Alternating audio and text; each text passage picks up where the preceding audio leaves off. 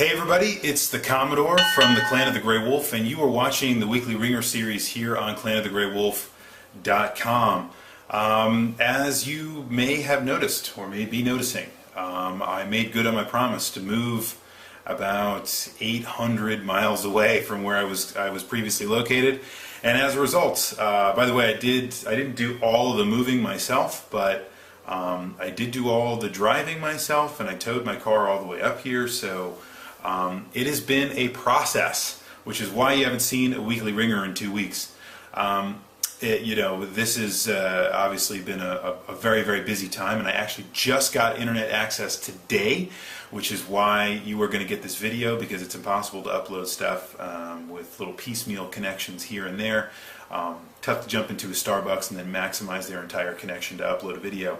In any case, the Weekly Wringer is back, and I promise from this point forward the Weekly Wringer will be back to its weekly format, because now I actually have the capability to shoot it and do it in a very streamlined form, as it should be. So we've got a lot to do today. I want to talk to you about all the kind of ideas that came along with the subject I gave you 2 weeks ago, which was really about how we know video games in the era, in the contemporary modern era, we know are complete, ready for prime time, ready for public consumption. By the way, before I jump into any of that, I just want to make sure you guys understand I am in a completely new space. So this is not going to be the way that things will probably look from this point forward. There's crap all over the place, and my voice is probably very echoey because I haven't even put things on the walls yet. This is literally a weekly Wringer I'm shooting where I just kind of got the technology set up and I'm ready to rock. So just so you guys know, this is not complete. It's not the way that things are going to be moving forward. I just felt like I couldn't let any more time move forward without posting weekly Wringer. So anyway, we've got a lot to talk about in terms of the subject from last week. And what's interesting about that for me is that it brought up a lot of ancillary conversations, things that maybe I wasn't necessarily thinking about talking about. But that's okay, that's what it's all about. Really coming up with those ancillary conversations are very important. I intend to treat them just as I do with every topic, try to really treat them with the same amount of dignity that I gave, and respect that I gave everything else, or the original topic, I should say. But I think, in any case, there's a lot to talk about here, and I opened a little bit of a Pandora's box, and that's okay. It's good to be in a place where we can kind of unpack a lot of ideas from a very dense topic, which clearly we've done with this one. So I'll run through all of your comments, or I'll at least try to. There were so many great comments from this last weekly Wringer that it's going to be almost impossible to treat all of them. There were just so many great comments. I think, and I think you'll see this as I keep going down through the comments that I picked out for this week. Every single time a new comment was posted, I basically was reading it and said, that's a fantastic point, or that's a great point, or that brings new light to a different subject. And I just thought, as I started reading through it, I couldn't help but notice how many really great ideas there really were. So I really appreciate that, and I'm thankful that you guys continue to put out thoughtful and engaging content. And as long as you do, I promise that I will as well. So I will give you my input on the conversation as well, which hopefully will probably not be too far out of line with what's already been presented by the community. I don't think there's anything necessarily unexpected to bring to the table this week.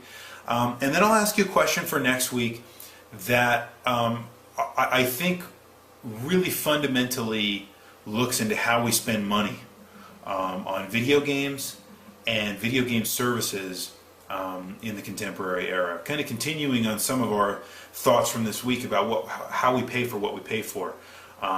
Interesting question I want to bring up for next week as well. All right, so for those of you that don't remember or what have you, maybe it's your first video, as I see. I'm always amazed because almost every weekly Wringer that I bring in, there's new people, and there's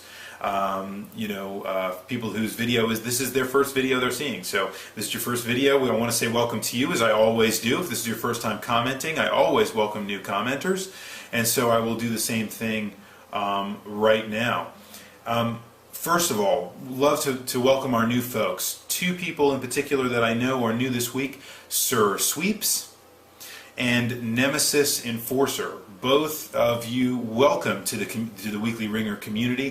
Thank you for commenting, and I actually think both of you have comments today that I'm going to talk about. So nothing like being insightful and innovative in your comments right from the get-go, and I absolutely love that. So welcome to both of you. It's great to have you as a part of the Weekly Wringer, and I hope to see comments from both of you moving forward, in an insightful nature as well. All right, so the question from last week, or 2 weeks ago, whatever you have, what have you, was how does a developer really know that a game is finished in this age? And the reason I asked that question is because it seems like so many games get released now that are, let's say, not just kind of bug-laden, but incomplete feeling, right?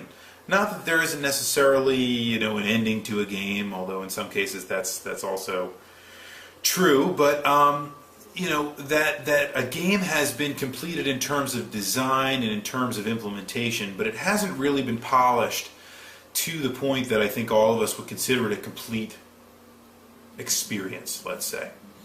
And for me, that definitely changes the conversation.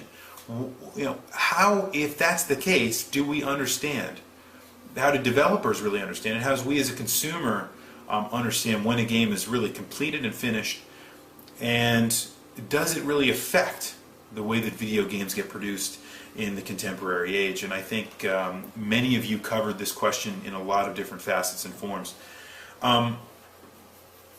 Before I jump in, I think I will say, as I normally do, I'll give kind of the prevailing discourse. One is that I think that people are not averse to patching, let's say. I think what people are averse to are patches that would otherwise normally be completed before a game was launched as a measure of finishing the game. That's where people have a problem. It's not that they're averse to patching, and that patching is kind of seen as like a necessary evil in many ways. It's something that needs to happen. What I think is lost is that how developers kind of come to rely on patching as a mechanism for completing a game after it's already been released. That's where people have a problem. That seemed to be a prevailing discourse. Secondly,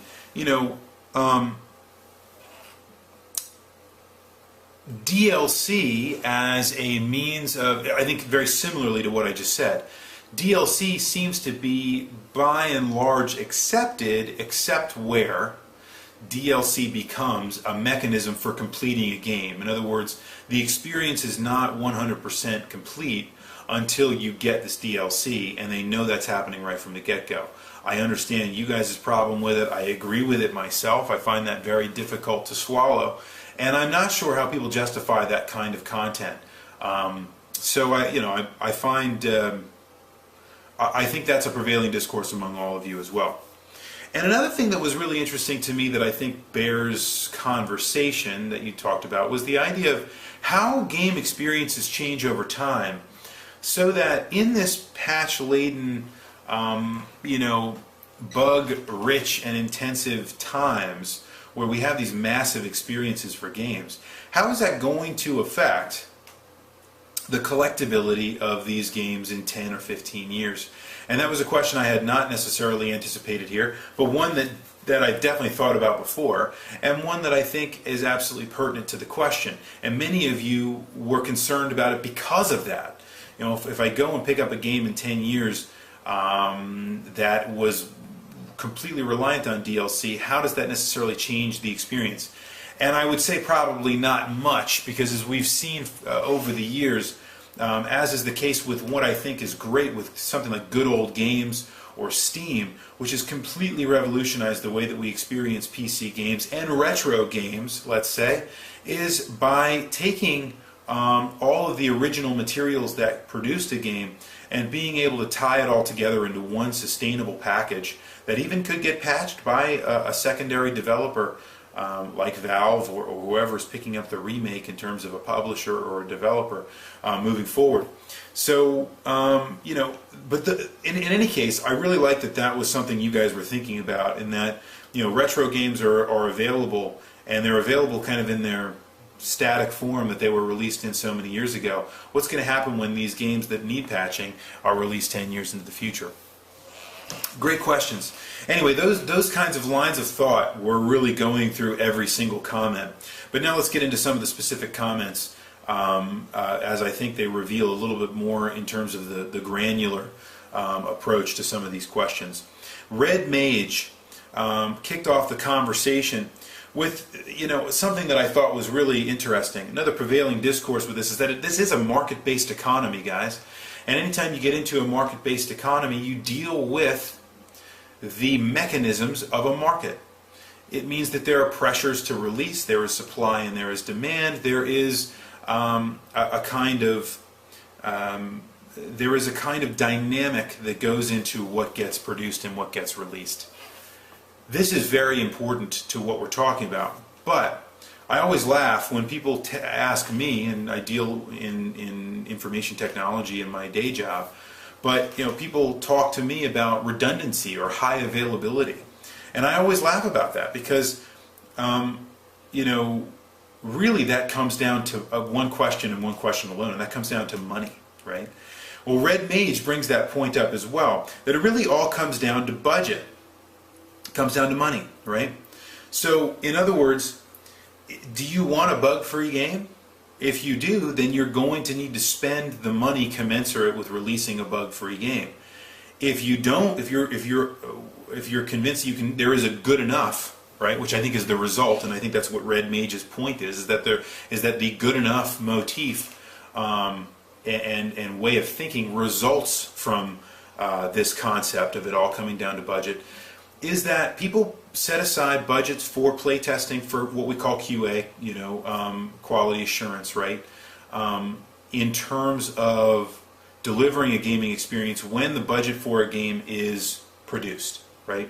So QA becomes that kind of chunk of money that we are going to spend on releasing a game in its full entirety down the line. Now, what this inevitably means is that that, just like every other budget from a game, can be underestimated, it can be under-implemented, and it could also end up being something that gets taken from to finish something else. So that budget that gets allotted for QA can start to shrink as a game moves on in order to go feed other different parts of the game. And as a result, if you're going to spend the money to make a bug-free game, you can absolutely do that, but most of the time, to fix every single bug would be almost an ad infinitum process, which definitely is not something people can budget for in any kind of meaningful way. And therefore, I think, when it all comes down to budget, there is a good enough, and many of you talked about this later on, that it's okay to release a game that in some way illustrates a good enough effort, a best effort, and then patches from that point forward might fix minutia, but it doesn't necessarily fix core functionality or revolutionize the way that the game functions. That is something that should happen before playtesting concludes, regardless, and I agree with that. Dragon Chi talked about the idea of Nintendo as the model here, and you know what? I thought about this for a while. I think this is absolutely true. Nintendo has not just a history of recent, not just a history in a few games, but a history since their inception. And some people might call this a weakness, by the way, of really releasing very complete, very polished content, regardless of the opinion and the drive that's being positioned by the audience, the gaming audience. There's pressure there. There's pressure to release it. I want the new Smash Brothers now. I want the new Zelda right now. I want Kirby and I want it now. I want all these different things. And I need it because if I don't have that you know, I'm going to go crazy and I'm not going to buy any Nintendo products. And yet, Nintendo keeps them at bay, releases content that is absolutely some of the most polished experiences